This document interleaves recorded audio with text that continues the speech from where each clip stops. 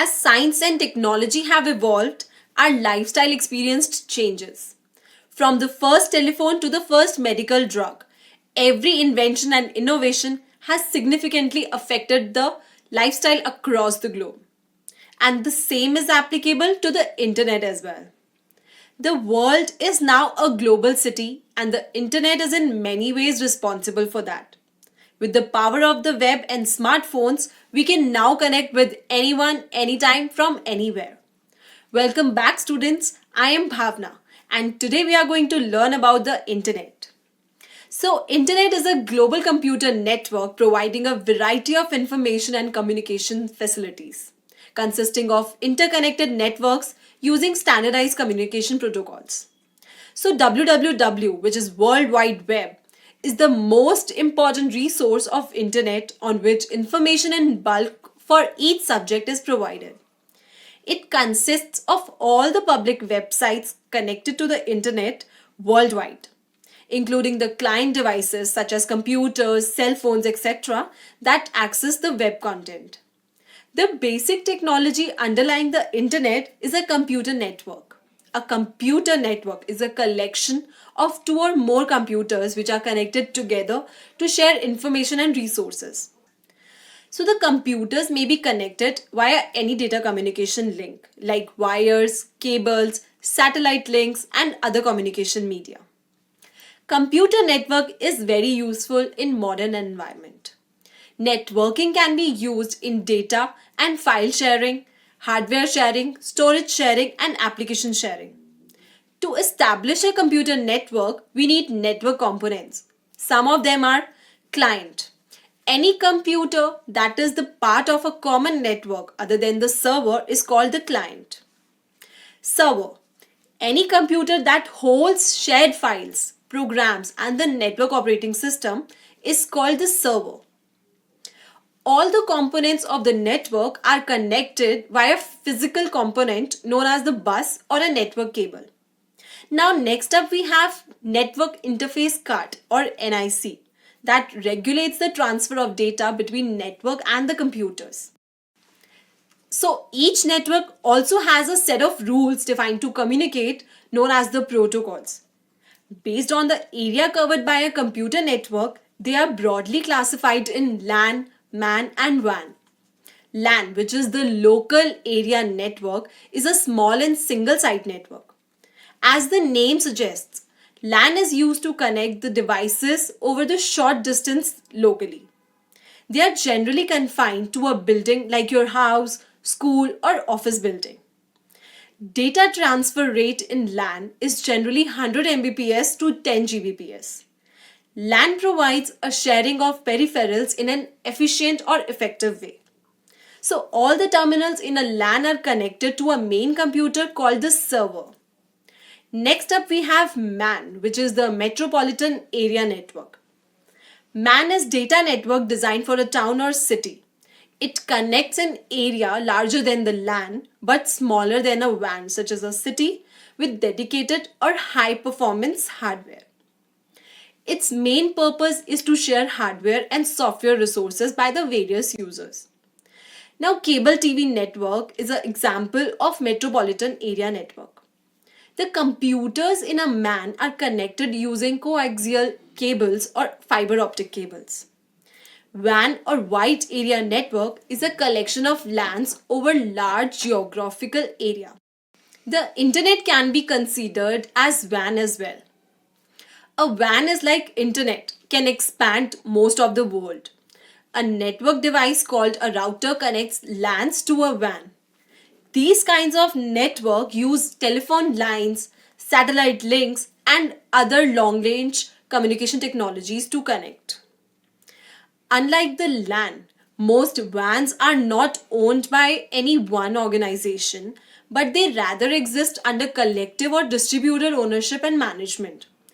Take for example, the internet is not owned by a single organization or government. Now we know how the computer networks are classified, but how are they laid out? This is answered by the network topology. So the term topology refers to the way a network is laid out, either physically or logically. Each computer system in a topology is known as node. The most commonly used topologies are described as follows. The first one is bus topology. A bus topology is such that there is a single line at which all nodes are connected. In bus topology, all the network components are connected with a single line. Ethernet is commonly well protocol in networks connected by bus topology. Now next up we have the star topology. In this network topology, all the slide nodes are connected to a central node called as the hub or switch, which rebroadcasts all transmissions received from any peripheral node to all nodes across the network. A star network can be expanded by placing another star hub. So if the center hub fails, then whole network fails. The protocols used in star topology are Ethernet, token ring, and local talk. So this topology is least affected by additional or removal of a node since only one connection is to be made or removed. Next up we have mesh topology. It is also known as completely interconnected topology. In mesh topology, every node has a dedicated point-to-point link to every other node. It provides a bidirectional link between each possible node. So mesh topology is robust because the failure of any computer does not bring down the entire network. Now moving forward, we have ring topology. It is used in high performance networks where large bandwidth is necessary. The protocols used to implement this ring topology are token ring and fiber distributed data interface, which is FDDI. In ring topology, data is transmitted in the form of token over a circular network. So after passing through each node, the data returns to the sending node. We also have tree topology, in which the nodes are arranged like a tree. So its basic structure is like an inverted tree, where the roots acts as a server. The tree topology stimulates hierarchical flow of data. Now tell me, what topology do you see in this diagram?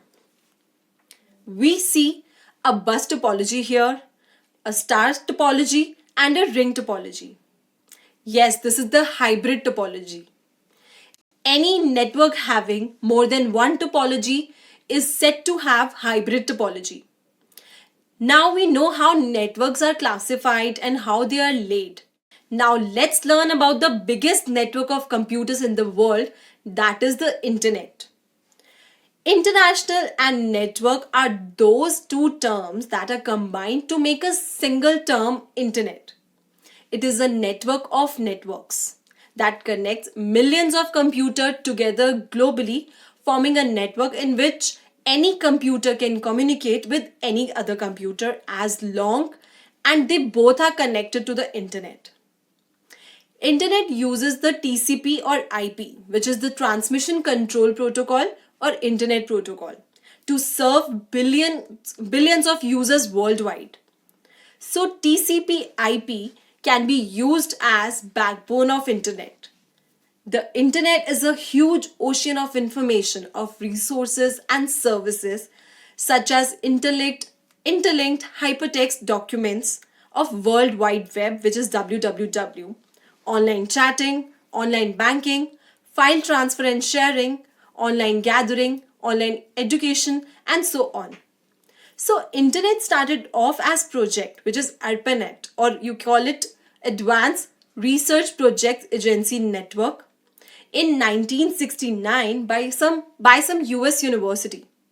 So the goal of this project was to connect computers at different university and US defense.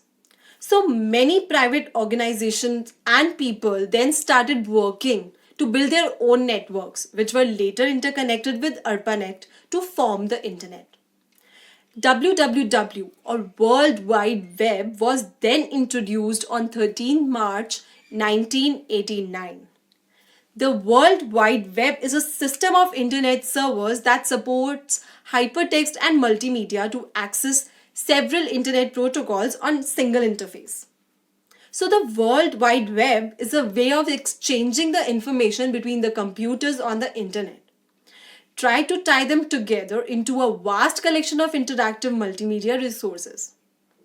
So the backbone of the World Wide Web is made of files called pages or web pages containing the information and links to the resources, both text and multimedia, throughout the internet.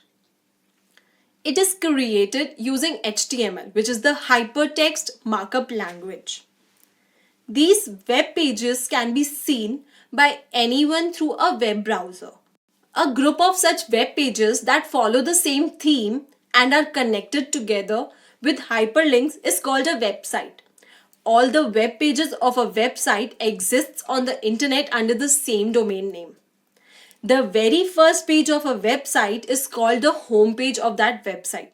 For example, www.kaidoko.com is a website and www.kaidoko.com/results is a web page. Now the main computer that serves us with the HTML pages and websites is called a web server. The web browser is a client that requests HTML file from the web servers. The server computer delivers those web pages to the client computers that are requested.